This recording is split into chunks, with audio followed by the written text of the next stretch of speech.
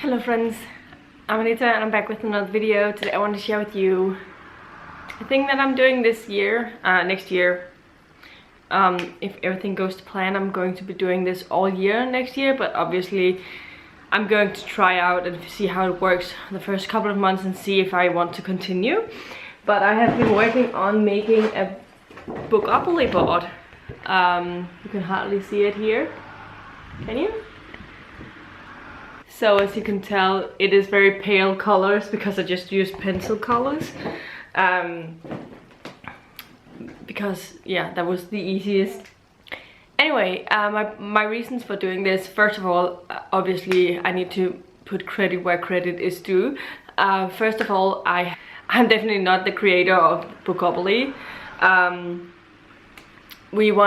want to put credit towards the Romanceopoly.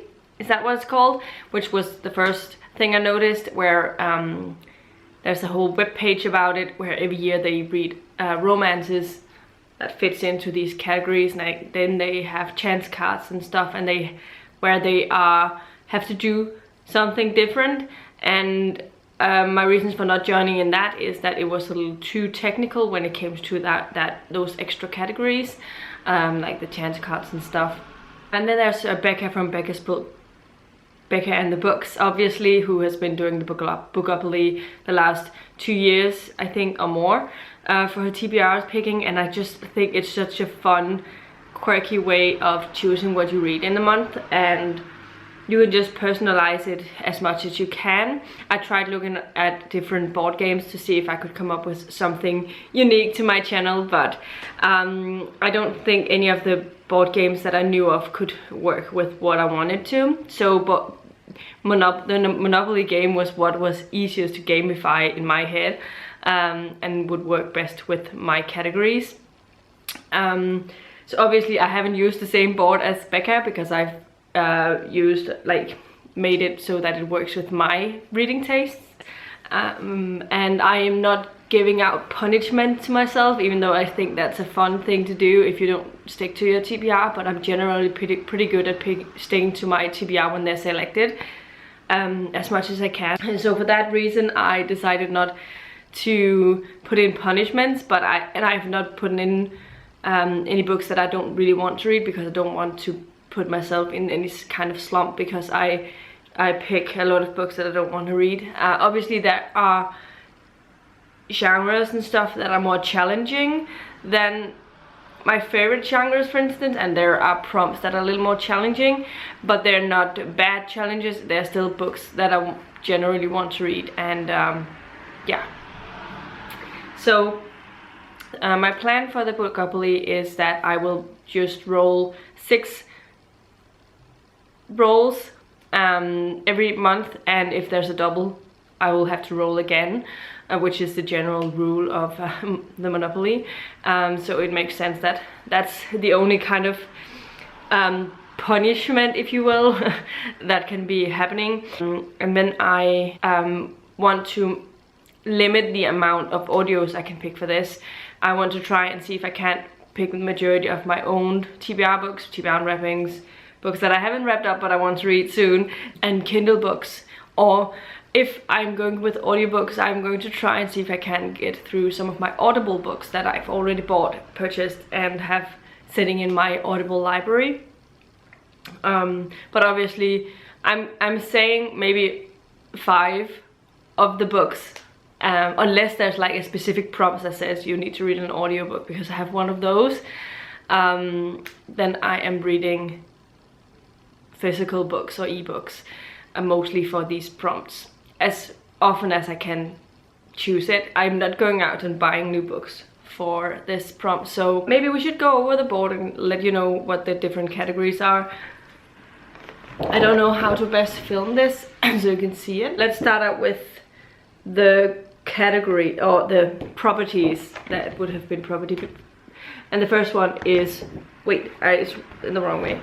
But the first here, the brown ones, I've used my least favorite type of genre, or whatever, not genres, but I mean, I'm thinking about the first ones are always the cheapest, you know, the one that you don't really want but could get and they're cheap to get anyway. But the brown category is classics and nonfiction, because I read way too little of these two categories, so I thought it was a good idea to put them in on the board to try and force myself to read a little bit more of that.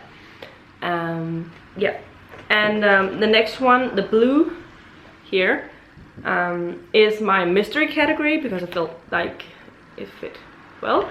And the first one I have here is like thriller and horror and mystery. So yeah, I just thought that those genres would work well in a category together. And then we go to the pink, hot pink one here. This is difficult, so you can see it.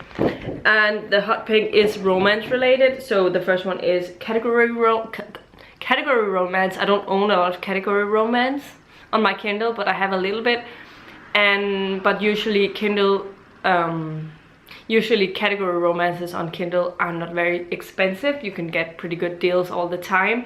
And I've wanted to get more into like the Harlequin lines a little bit more, because like Sarah from something about it, is it Books and Knitting?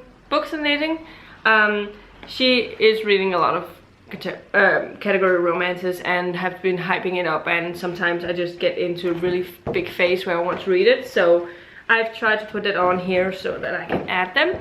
The next category here is just contemporary romance, or anything that is not historical, and the last one on this category is historical romance, so I have different kind of romance categories there. And the next one is fantasy, the orange, just to divide my favorite genres over the board. and I don't always have to go all the way around. Then the first one is high fantasy, and I have dark fantasy, and I have epic fantasy. Yeah.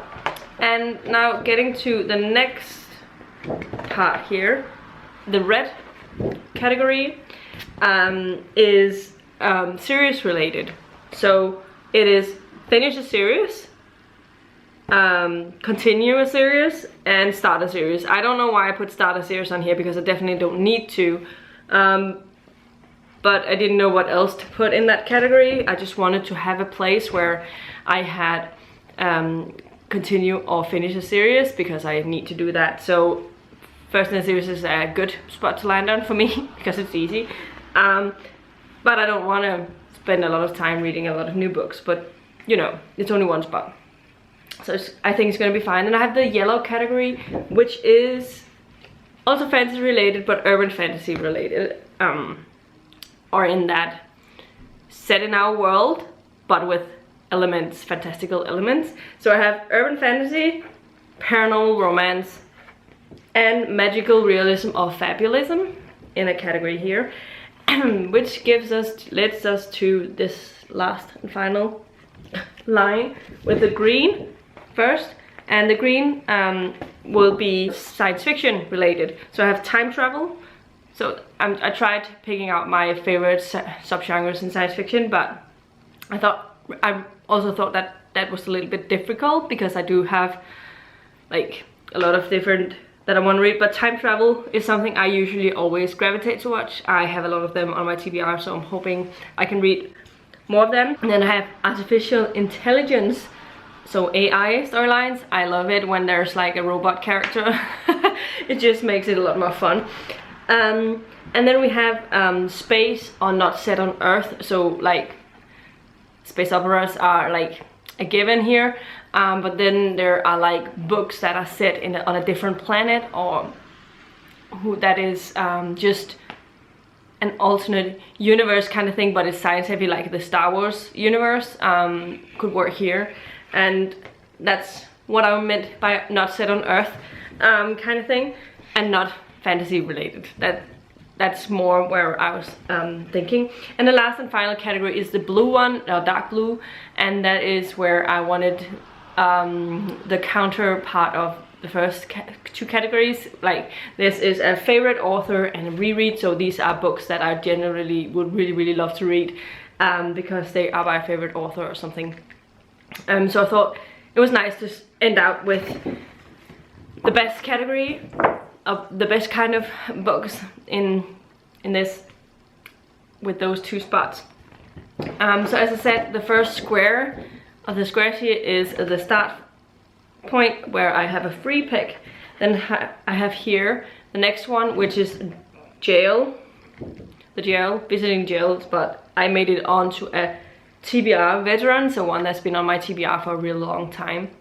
I haven't decided on how long, but I figure maybe from, I would say, before 2017. That's pretty far back, right? So 2016 or younger, older.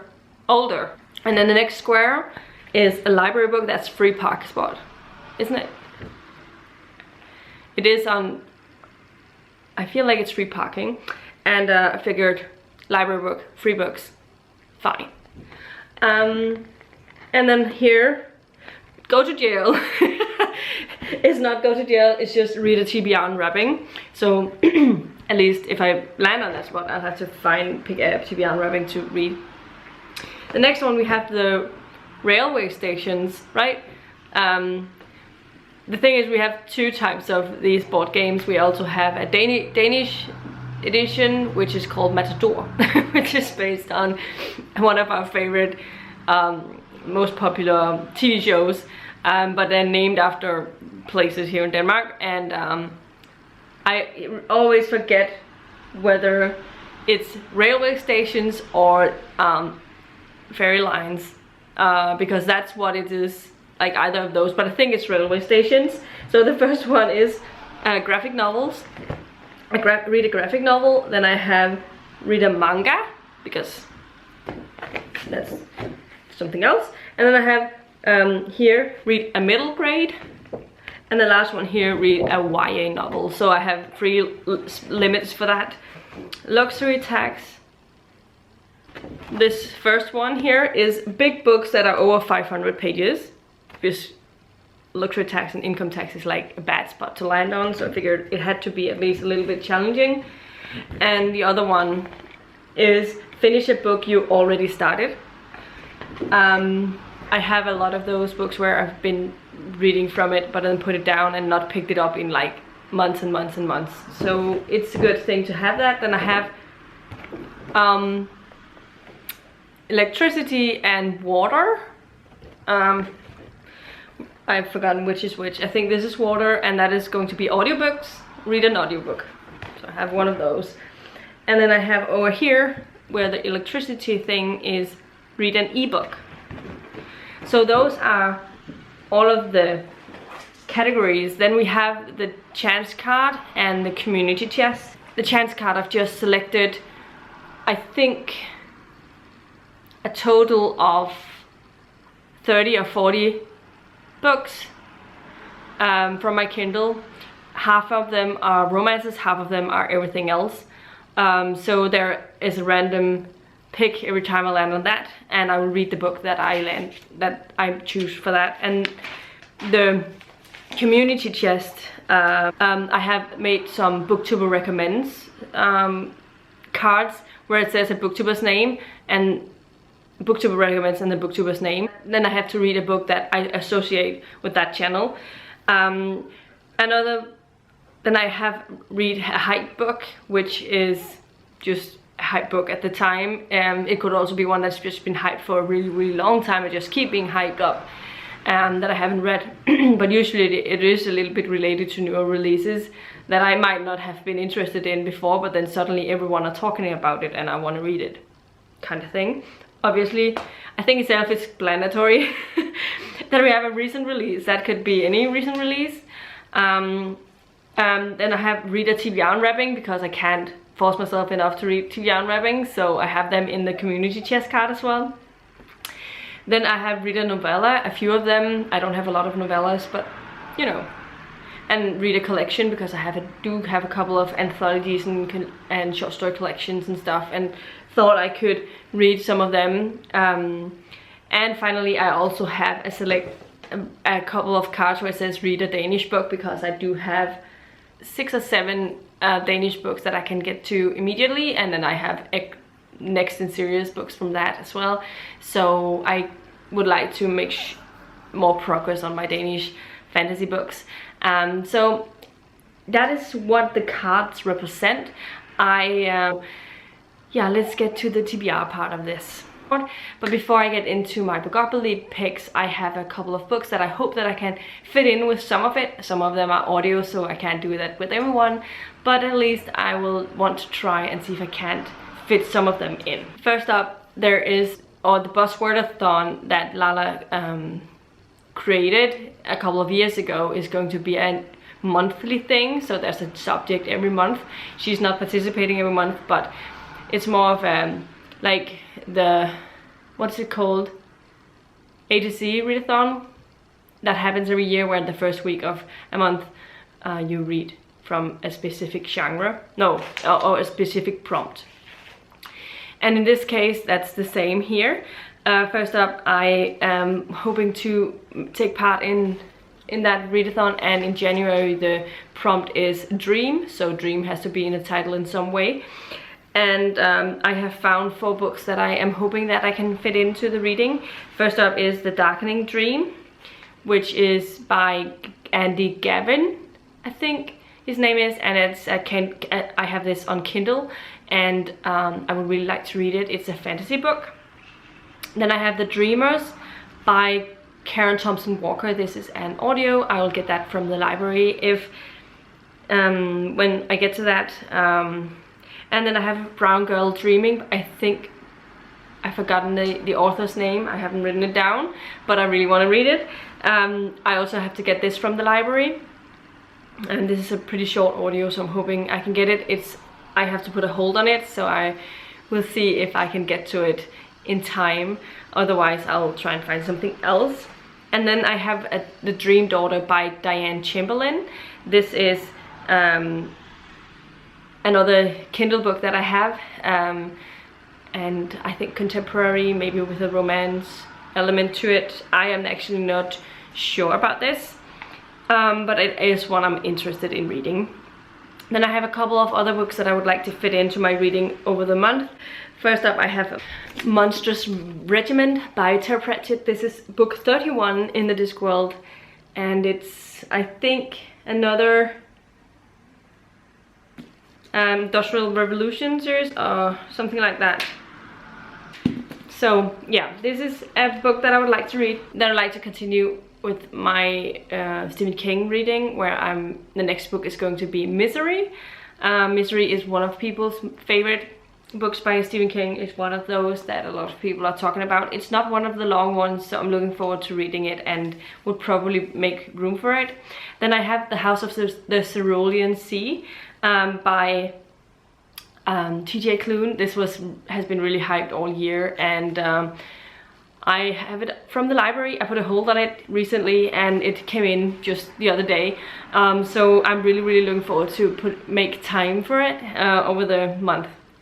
And last and final is a new release that I'm hoping that will get here in time so I can read it in January, and that is Across the Green Grass Fields by Jonah Maguire. This is book 6 in the Wayward Children series, and yeah, I really enjoy this series. I read them every year, and more or less right after they are released I get them immediately, and I really just want to get to that book as soon as possible. So I'm hoping to fit that in January as well. So those are my first books that I am at least going to attempt to fit in, and yeah, so we'll see how that goes. My battery is flashing, so I have to actually charge something before I can film the actual TBR picking. So see you later. Alright, so I found this icon that I think I can use. Is that what it's called? As like to show where I am on the board. I have a couple of dice and I'm going to start rolling. 11. So the first one is a category romance. So category romance, first roll. Community chest. That is this one. Read a novella. So So far so good. Just in case you can't see, I hope you can see this.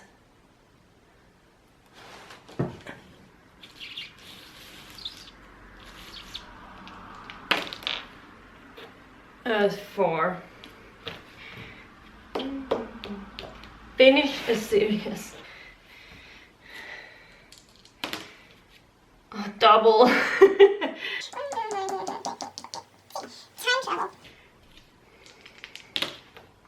Another double. YA novel.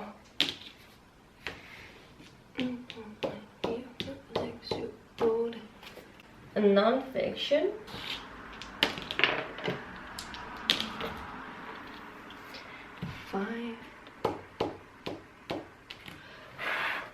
Horror.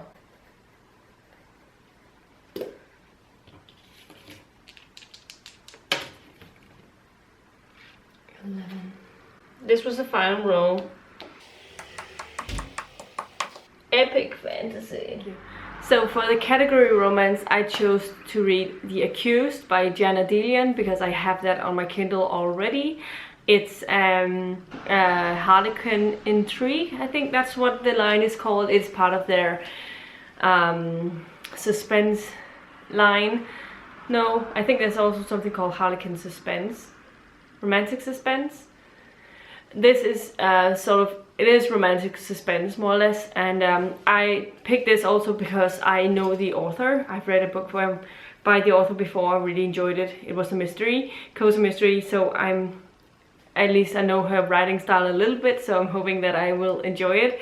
It's also not super long. None of the Harlequin books are very long. So for the novella, I decided to go with Across the Greengrass Fields by Shauna Maguire, the 6th book in the Wayward Children, because it's considered, all of the books in that series are considered novella length. They are not very long, so I figured it could work for that prompt. For the prompt finish a series was one I have a few lesser options of.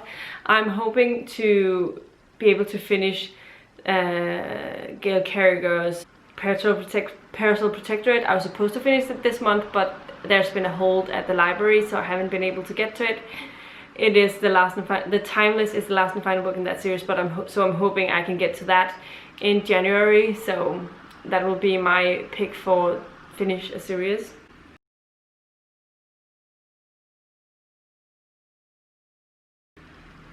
Next up was a YA novel, and for YA I picked up A Spy in the House by Y.S. Lee. This I tried reading earlier on a whim. I got 42 pages in. I enjoyed it at the time. Why I didn't keep on reading was probably I was overwhelmed. So I'm hoping to finish this one in January. I figure it's going to be a pretty quick read.